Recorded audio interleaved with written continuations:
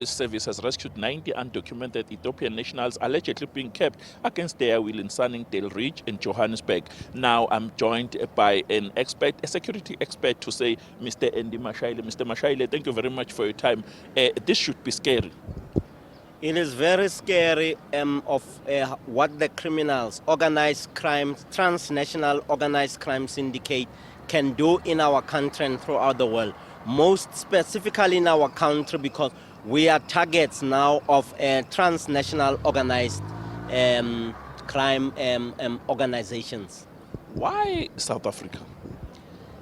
Transnational organized crime lords, kingpins, have focused on South Africa because of its economy, number one, because of some of the rogue operatives within our law enforcement, border management authorities, generally speaking, one or two individuals who has gone out to get money and sell his country. So the crime syndicates would ensure that they have someone in there who will facilitate, either be it human trafficking, drug trafficking, trafficking in children, and many other crimes, environmental crimes, your rhino horns, your elephant tusks, and many other goods that formulate part and parcel of the heart of our economy, your minerals, your gold and your copper that gets exported to other countries outside of the continent of Africa.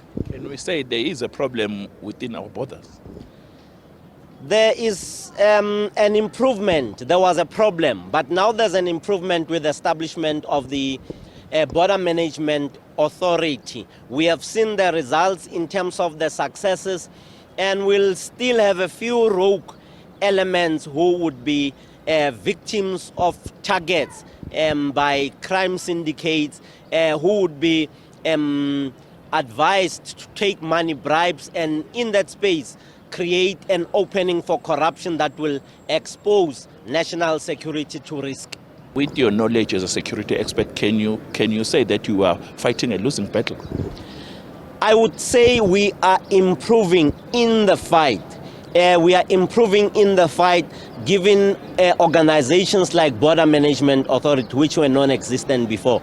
Two, you have the crime wardens or the traffic wardens, or what is popularly known as the Amapanyaza. Establishing units as your TRT and many other specialized units, your provincial unit that specializes with illicit minerals, your cigarette teams that hunt, and the establishment of teams that look at foreign nationals who are in this country that go out with home affairs. It means we are only beginning to grow to a better point. From where we are moving upwards. Why Ethiopians? I don't have a clue why Ethiopians. I will look at the crime patterns suggested and written about in the crime index, the Africa Crime Index 2023 report. A lot of syndicates from various parts of the world, including criminals from DRC, your transnational organized crime, who are operating from DRC, who are operating from Malawi, who are operating from all over the continent, look at the number of weaknesses in our system and use that opportunity. A few days ago, it was Libyans. Now, a few hours ago, it's the Libyans. It means your transnational organized crime syndicates are really doing their job and studying and are a step ahead of us in terms of intelligence, in terms of the weaknesses, and in terms of the strengths of our systems. What do we need to do as a country to make sure that such crimes don't happen? We need to beef up your new units. We need to beef up your new agencies like the Border Management Authority. You need to ensure that your teams that are responsible for crime combating. Crime combating means they have crossed the border. You have to search for them in the country at each and every corner so that you can arrest them. We need to beef up those units. Technology and other resources must be made available so that, amongst others, you use your artificial intelligence technology to identify these individuals who are calling back home using cell phones. Those cell phones that might be registered with the Ethiopian broadcasting or telephone service providers.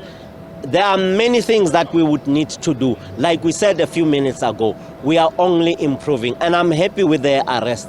I wouldn't be happy not with the arrest, like you would have the same feeling, share the same feeling, if 20 years down the line of time, we're only picking up that the people have been living here in South Africa. Like that gentleman who was from Israel who lived 8 years in our country, and the one that we couldn't detect, and the one ultimately that the law enforcement agencies led by the Hawks and many others were able to take him down, and the syndicate that he's leading.